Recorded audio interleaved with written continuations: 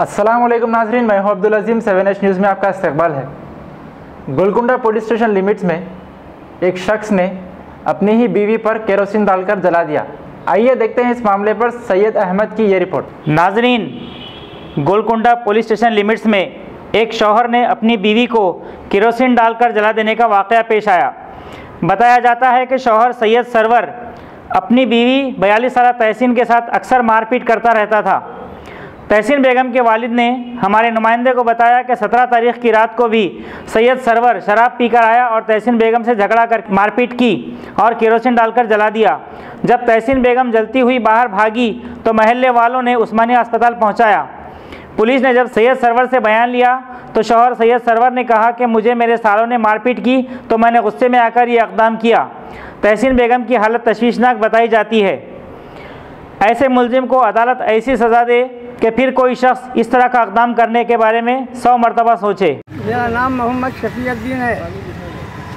मेरी बच्ची का नाम तहसीन बेगम, दामद का नाम सैयद सरवर। मिठाई का दुकान है प्रिया बेकरी के सामने जी।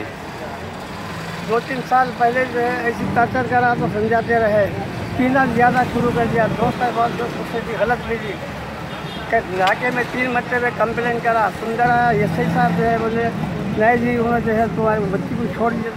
तो आपकी बच्ची के साथ हुआ क्या भाई? आप बच्ची के साथ पीना खाली मारना, इससे ज़्यादा और कुछ भी नहीं।